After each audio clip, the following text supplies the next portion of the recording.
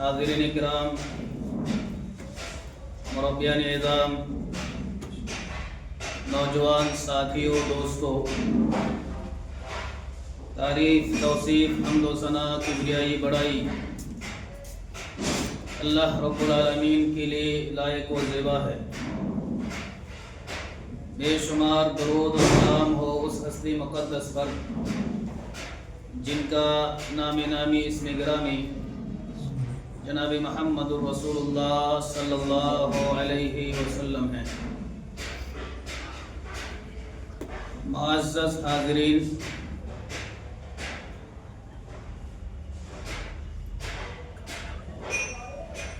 اللہ رب العالمین نے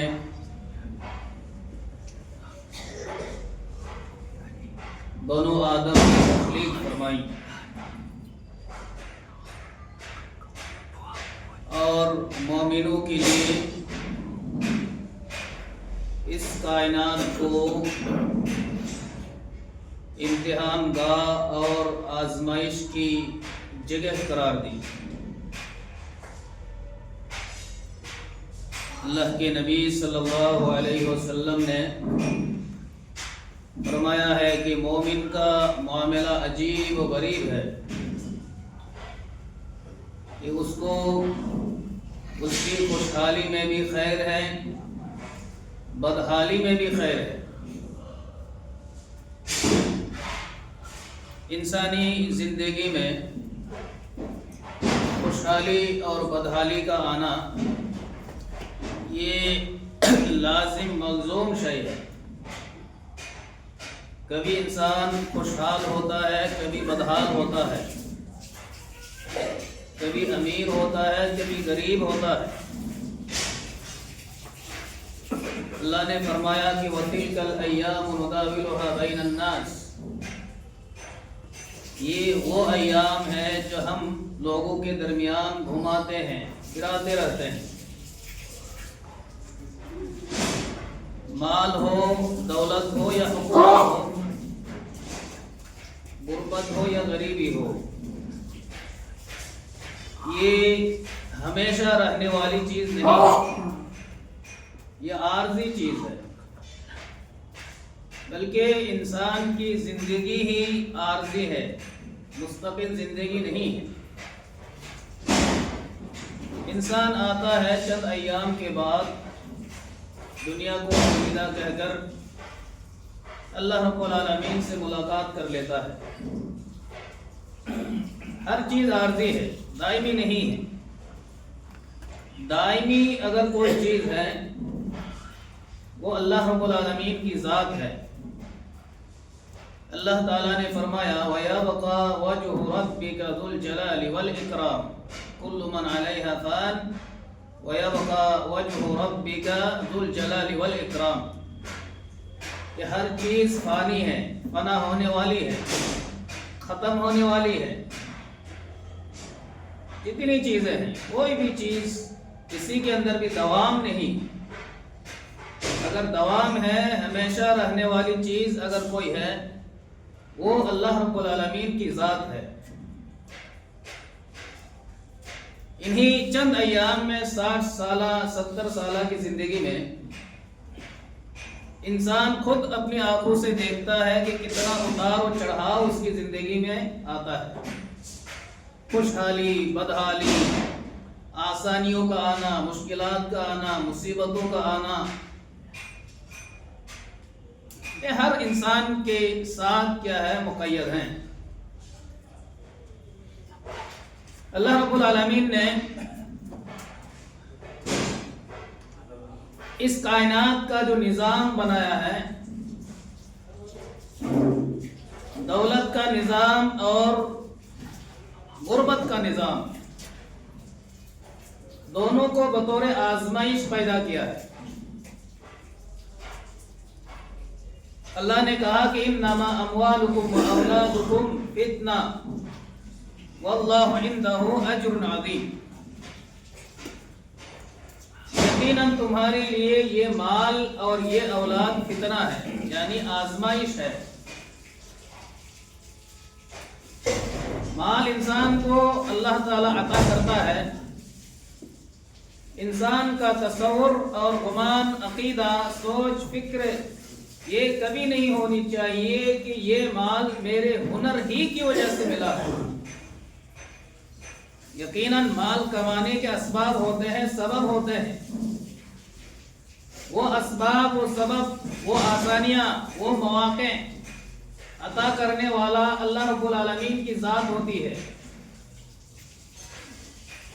आप खुद देखते होंगे बेशुमार नौजवान लड़के पढ़े लिखे जिनके पास इल्म है, हुनर है, काम जानते हैं, उसके बावजूद भी वो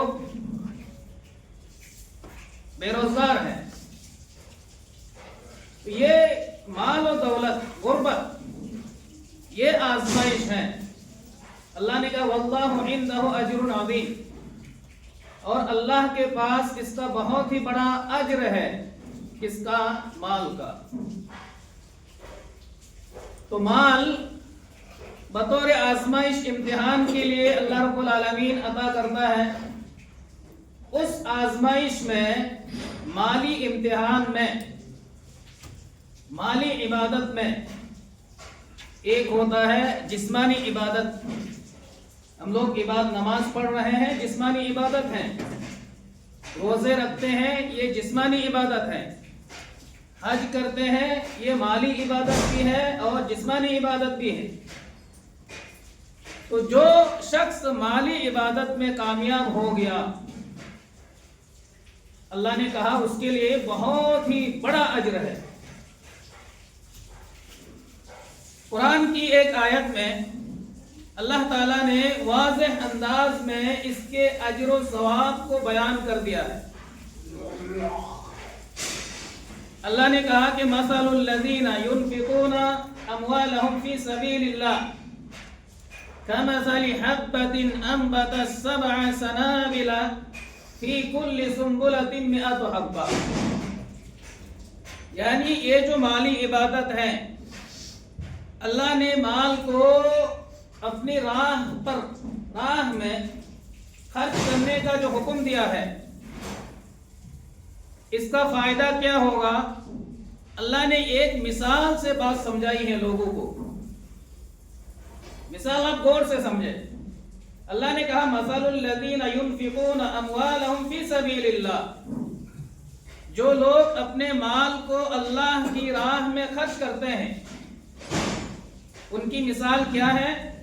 कमसलि हब्बतिन अंबतत सबअ सनाबिल, कि उनकी मिसाल है कि एक दाना है।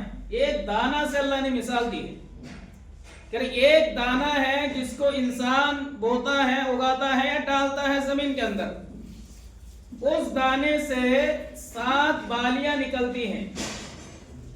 देखते होंगे आप, गेहूं अगर आपने बोया है, गेहूं में देखें, एक गेहूं का दाना आपने जमीन के अंदर रखा, उसी गेहूं से 7 बालियां निकल आई। या किसी और गल्लेजात को आपने रखा, धान रखा, चावल रखा या कोई और चीज रखी, रखा आपने एक बोया, उससे बालियां कितनी निकली? 7 बालियां निकली। तो इन 7 बालियों को पैदा करने वाला कौन है? अल्लाह ताला है। आपने एक दाना बोया, वो दाना मर भी सकता था अगर अल्लाह की रहमत नहीं होती। जमीन के अंदर वो चीज अगर अल्लाह ताला पैदा नहीं करता, पैदा करने की सलाहियत, परवान की सलाहियत अगर अल्लाह रब्बुल आलमीन जमीन के अंदर पैदा नहीं करता, तो फिर इंसान क्या कर सकता है?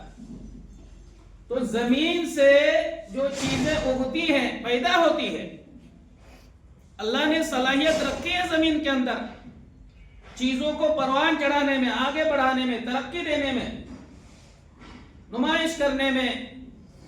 तो यही अल्लाह रब्बुल आलमीन की क्या है? बहुत बड़ी नेमत है, अल्लाह का फजल है, करम है।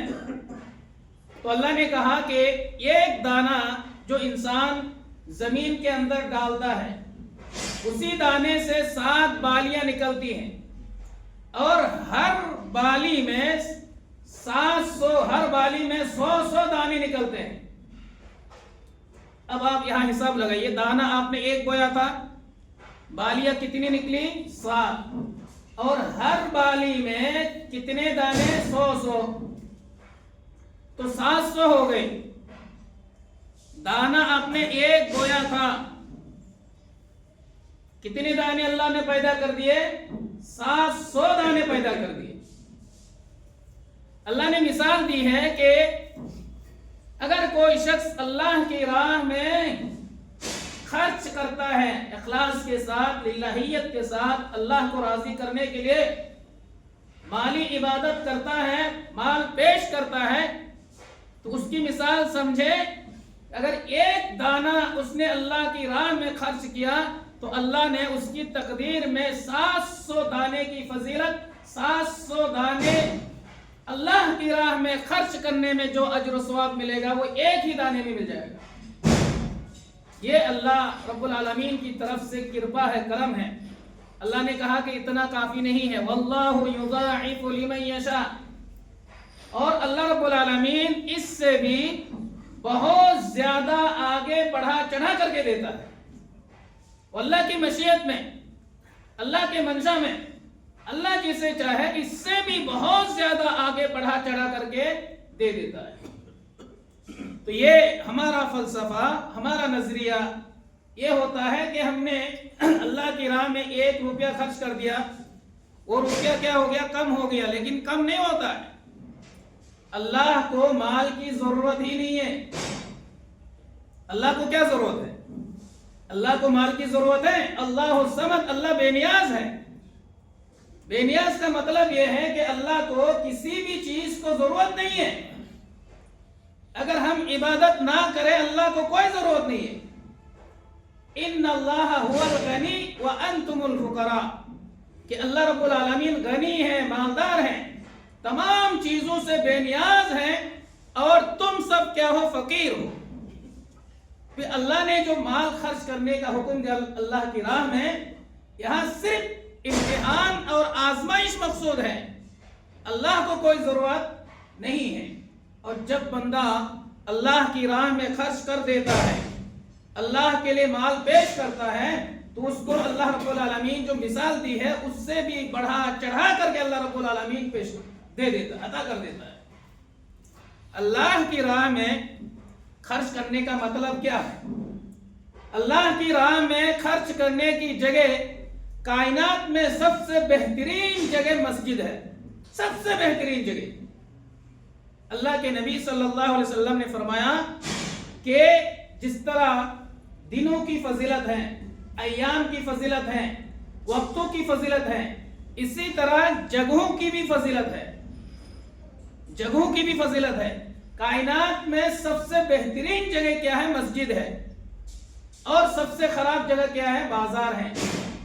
تو اللہ کی مسجد تعمیر کرنے کے لیے، بنانے کے لیے اگر آپ نے خرچ کیا تو اس سے بہترین جگہ کائنات میں کچھ بھی نہیں ہو سکتی.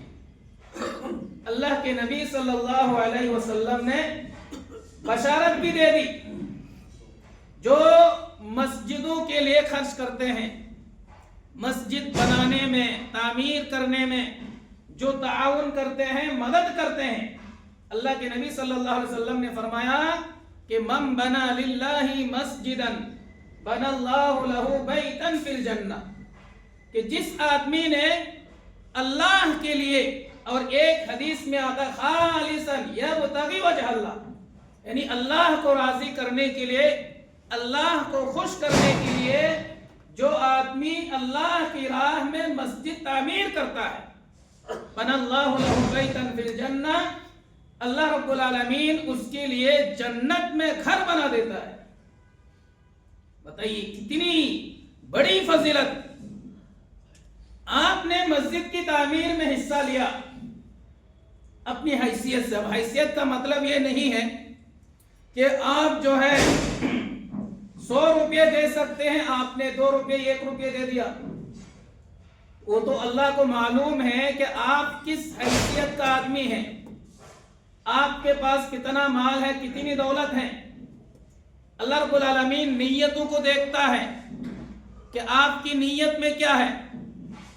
ایسا نہیں ہے کہ آپ کی حیثیت کچھ اور ہے، آپ نے تھوڑا سا مال جو ہے اللہ کی راہ میں خرچ کر کے آپ نے یہ عقیدہ بنا لیا کہ بھائی خرچ تو کر دیا ہم نے، 1 روپیہ کر دو، 2 روپیہ کر دو یا 1000 روپیہ کر دو، ثواب اجر و ثواب برابر ملے گا. ایسی بات نہیں ہے. اللہ جانتا ہے، انہ علیم بذات الصدور.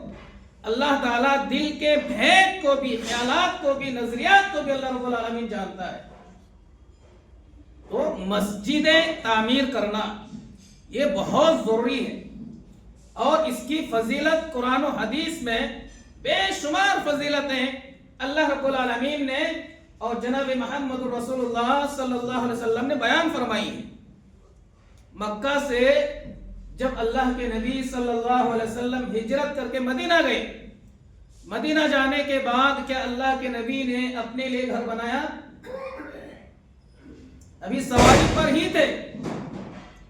اپنے لیے کوئی گھر بنایا یا کوئی عدالت بنائی یا کسی اور چیز کی تعمیر اللہ کے نبی نے فرمائی؟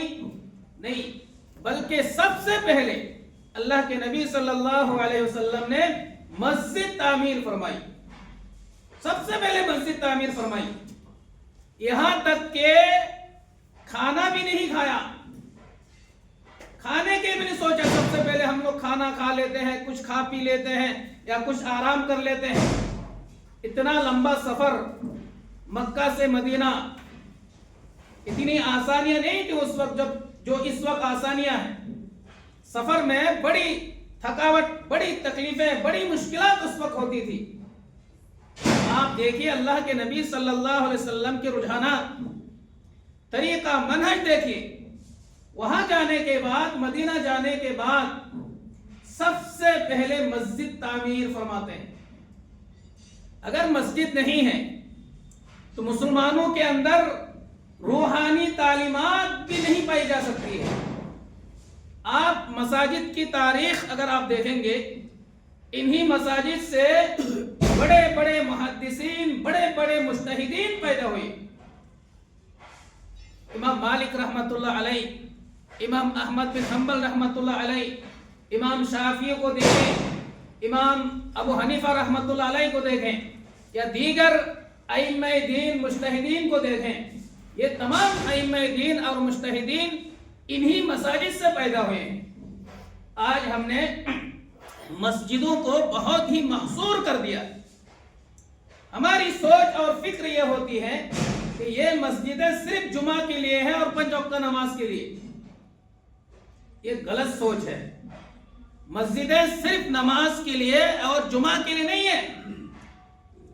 آپ صحابہ کرام کی تاریخ دیکھیں، محدثین اور مفسرین اور مجتہدین کی تاریخ آپ پڑھیں کہ ان لوگوں نے مسجدوں کا استعمال کیسے کیا. آج بھی آپ دیکھتے ہوں گے مسجد نبوی جو لوگ جاتے ہیں، ہر کونے میں، ہر گوشے میں کیا درس ہوتا ہے. بڑے بڑے محدث وہاں بیٹھتے ہیں، قرآن کا، حدیث کا درس دیتے ہیں. وہاں لاکھوں کی تعداد میں سنتے بھی ہیں. بڑے بڑے محدثین وہاں پیدا ہوتے ہیں. لیکن آج دیکھیں مسجدوں کا حال کیا ہے. مسجد یا تو نمازوں کے ذریعے ہی سے ہم اس کو آباد نہیں کرتے. آباد کرنے کا صرف ایک طریقہ ہم نے جان لیا کہ نماز کے ذریعے سے اس کو آباد کیا جائے. نہیں، مسجدوں کو صرف نماز کے ذریعے سے آباد نہیں، نماز کے ذریعے سے اس کو آباد کریں، تعلیم کے ذریعے سے آباد کریں، وہاں دروس کے ذریعے سے آپ آباد کریں، مختلف پروگرامز کر کے مسجدوں کو کیا کریں، آباد کریں، رونق بخشیں. یہ ساری چیزیں محدثین کیا کرتے تھے مسجدوں میں. یہاں تک کہ اللہ کے نبی صلی اللہ علیہ وسلم صحابہ کرام کو مسجد میں تیر اندازی سکھاتے تھے. تیر اندازی یعنی جہاد کرنے کا طریقہ، جہاد کس طرح کیا جائے، کس طرح لڑا جائے، وہ ساری تربیت، ساری ٹریننگ اللہ کے نبی صلی اللہ علیہ وسلم مسجد کے اندر بیٹھ کر دیا کرتے تھے. دارالحکومت کہاں تھی؟ الگ سے کوئی پارلیمنٹ اللہ کے نبی نے نہیں بنائی تھی، بلکہ مسجد نبوی میں بیٹھ کر سیاسی مسائل بھی حل کرتے تھے. آج اگر مسجد میں کوئی سیاسی بات ہو جاتی ہے بوال مچ جاتا ہے کہ تو مسجد میں بیٹھ کر یہ سیاسی بات کر رہا ہے. تو سیاست اسلام سے جدا تھوڑی. اللہ کے نبی صلی اللہ علیہ وسلم حاکم تھے یا حاکم نہیں تھے؟ اللہ کے نبی حاکم تھے. اللہ کے نبی صلی اللہ علیہ وسلم کے بعد حضرت ابو بکر رضی اللہ تعالی عنہ خلیفہ تھے. الگ سے کوئی دارالحکومت انہوں نے قائم کی, کوئی پارلیمنٹ انہوں نے قائم کیا, حضرت عمر نے قائم کیا, خلفائے راشدین نے قائم کیا؟ نہیں. بلکہ ان تمام مسائل کو, جو سیاسی مسائل, مصلحتیں, حکمتیں, یہ ساری چیزیں مسجد میں بیٹھ کر حل کیا کرتے تھے. مسجدوں کی اہمیت, مقام و مرتبہ ہم نے بہت ہی محدود دائرے میں کر دیا ہے, اور محدود دائرے ہی میں ہم سمجھتے ہیں کہ مسجد صرف نماز کے لیے ہے اور صرف جو ہے جمعہ کے لیے. تو مسجد آباد کیسے ہوں گی؟ آباد کرنے کے مختلف طریقے ہیں.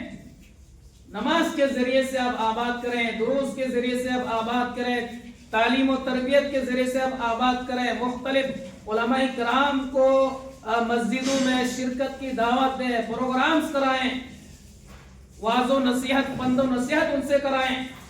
ان تمام چیزوں سے مسجدیں آباد ہوتی ہیں, مسجدوں میں رونق پیدا ہوتا ہے, ایک روشنی پیدا ہوتی ہے, ایک چہل پہل مسجدوں میں پیدا ہوتا ہے, اس سے لوگ مسجدوں سے جڑتے بھی ہیں. تو یہ ایکٹیویٹیز آج معاشرے میں نہیں ہے.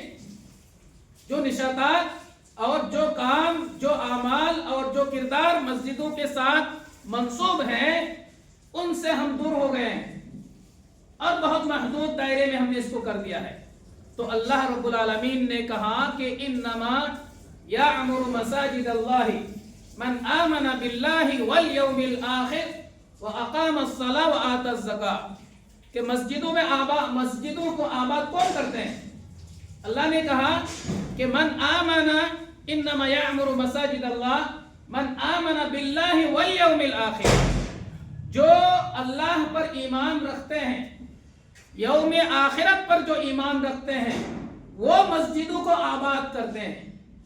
اب مسجدوں کو آباد کرنے کی تفسیر اگر آپ دیکھیں گے, اس میں یہ ساری چیزیں موجود ہیں. نماز کے ذریعے سے, دروس کے ذریعے سے, خطبات کے ذریعے سے, پند و نصیحت کے ذریعے سے, یہ ساری چیزیں آباد میں داخل ہیں. اسی طرح اگر کسی نے مسجد کی صفائی کر دی, اس نے بھی مسجد کو کیا کیا آباد کیا.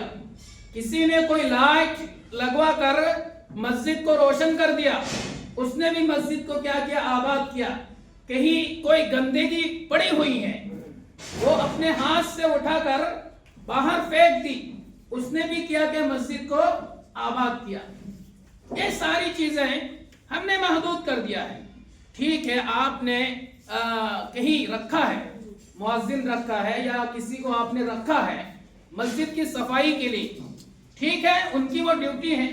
اس کے بعد بھی کہیں مسجد میں کہیں گندگی پڑی ہے, کوئی چیز پڑی ہے یا کہیں صفائی کی ضرورت ہے, اگر آپ صاف کر دیتے ہو, پھر یہ فضیلت کس کو ملے گی؟ آپ کو ملے گی. تو مسجدوں کا جو کام ہے, تعمیراتی کام ہے, صفائی کا کام ہے, دیکھ بھال کا کام ہے, یہ ہمیں یہ سوچنا ہی نہیں چاہیے فلاں کا کام ہے. جس کے سامنے جو کام آ جائے, جس کے سامنے جو کام آ جائے وہ کام کر لیں. یہ مسجد کا کام ہے, آپ کو اجر و ثواب مل جائے گا, اور یہاں آپ کو ضمانت بھی مل جائے گی. ضمانت کس کی ملے گی؟ اگر آپ مسجدوں کا کام کرتے ہیں, خیال کرتے ہیں, دیکھ بھال کرتے ہیں, صفائی کرتے ہیں, مسجدوں کو روشن کرتے ہیں, اور جتنے ذرائع ہیں ان تمام ذرائع کو آپ اختیار کرتے ہیں مسجدوں کو آباد کرنے کے لیے, یہاں آپ کو ضمانت مل جائے گی من آمن باللہ والیوم الآخر. یعنی اس کا مطلب یہ ہے کہ آپ اللہ پر اور یوم آخرت پر آپ کا ایمان ہے. اللہ پر اور یوم آخرت پر آپ کا کیا ہے؟ ایمان ہے. یہ ضمانت آپ کو مل جائے گی. اللہ کے نبی صلی اللہ علیہ وسلم کی ایک لمبی حدیث ہے کہ عرش کے نیچے 7 तरह के लोग होंगे। अर्श के नीचे 7 तरह के लोग होंगे। उनमें से एक आदमी कौन होगा? क़ल्बुहु मुअल्लकुम बिल मसाजिद। उस दिन, क़यामत के दिन, अल्लाह का अर्श पेश किया जाएगा। अर्श के नीचे सिर्फ 7 तरह के लोग होंगे। उनमें से एक आदमी होगा क़ल्बुहु मुअल्लकुम बिल मसाजिद, जिसका दिल मस्जिदों से लगा हुआ है, जिसका दिल मस्जिदों से लगा हुआ था। अब मस्जिदों से दिल लगा होने का क्या मतलब है? सिर्फ नमाज पढ़ना ही नहीं, ठीक है, ये अव्वल नंबर पर है। यानी एक अजान के बाद दूसरी अजान, अजान के फौरन बाद मस्जिद आना, ठीक है, ये अव्वल नंबर है। ये फिक्र है कि हमसे नहीं नमाज कहीं छूट ना जाए, जमात कहीं छूट ना जाए। अजान होते ही मस्जिद पहुंच जाता है, ये नंबर अव्वल पर है। लेकिन उसके बाद भी मस्जिद के जो काम है, देखभाल है, निगरानी है, तवल्लियत है, सफाई है, और भी बहुत सारे काम हैं, इन कामों को भी अगर कोई करता है, उसको भी अल्लाह रब्बुल आलमीन अर्श के नीचे जगह अता फरमाएगा। सुभान अल्लाह। बताइए उस दिन क्या मकाम होगा। जो लोग मस्जिदों को आबाद करते हैं, मस्जिदों का ख्याल करते हैं, मस्जिदों की निगरानी करते हैं, आबाद नहीं जा रही, ऊपर चाबी है, मैग नहीं है, ऊपर बंद है वो, चाबी सारी खिड़की भी।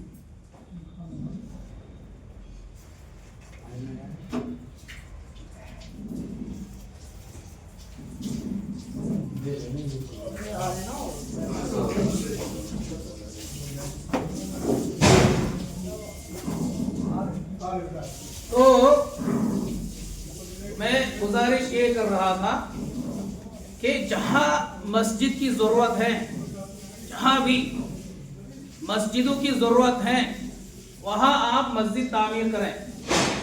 मस्जिद अगर तामीर नहीं करेंगे तो इस्लाम की तालीमात आप नहीं पहुंचा सकते।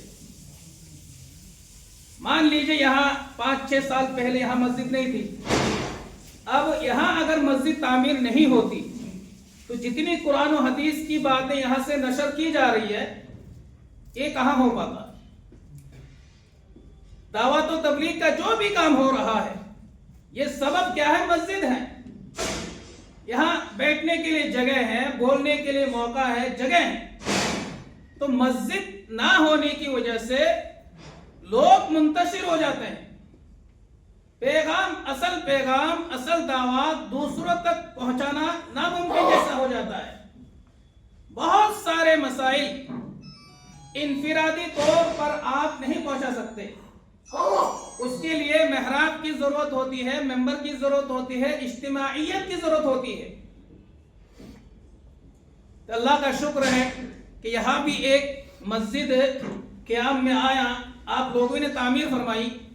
जितने लोगों ने हिस्सा लिया, अल्लाह रब्बुल आलमीन सबको अजर जमील अता फरमाए, जज़ाए खैर अता फरमाए, और इसको और मजीद आगे बढ़ाने की कोशिश करें, मजीद आगे बढ़ाने की कोशिश करें, और ये मंसूबा बनाए कि इसी जगह से इंशाअल्लाह कुरान और हदीस की जो प्योर सही तालीमात हैं, जिसमें कोई मिलावट नहीं है, जो अल्लाह के नबी सल्लल्लाहु अलैहि वसल्लम की तालीमात हैं, उनका तरीका है, उनका मनहज है, जो उनका दीन था, जो सहाबाए कराम का दीन था, जो मनहज सहाबाए कराम का दीन था, सल्फ़े सालिहीन का दीन था, जो दीन तमाम मिलावटों से पाक और साफ दीन था, उस दीन का काम इंशाअल्लाह हम इस जगह से करेंगे और वाफिर मिक़दार में करेंगे।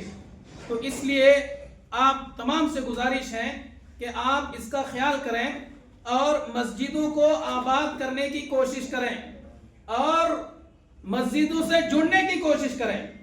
और खुसूसन जुमे के दिन ये बहुत ही अहम दिन होता है, खुतबा होता है, बहुत सारी कीमती बातें बतलाई जाती है जो बिल्कुल तमाम मिलावटों से पाक और साफ बातें होती हैं।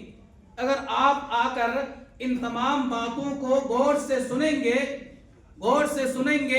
और उसमें अमल करेंगे तो इंशाअल्लाह आहिस्ता आहिस्ता आपके अंदर भी, आपके अहलो अयाल के अंदर भी اور آپ جس معاشرے میں رہتے ہیں اس معاشرے میں بھی انشاءاللہ کافی تبدیلی آئے گی، کافی تبدیلی آئے گی۔ جہاں پر جس معاشرے میں ایک آدمی بھی نہیں ہے کتاب و سنت پر عمل کرنے والا، ایک آدمی نہیں ہے، اس معاشرے کے لوگ کیسے جان پائیں گے کہ قرآن و حدیث کی صحیح تعلیمات کیا ہے؟ اگر ایک آدمی ہے، مخلص ہے، موحد ہے، کتاب و سنت پر عمل کرنے والا ہے، تو دوسرے لوگوں کی نظر بھی اس پر ہوگی کہ ان کا عمل کیسا ہے، ان کا عمل ایسا ہے تو ہمارا عمل ایسا کیوں نہیں ہے۔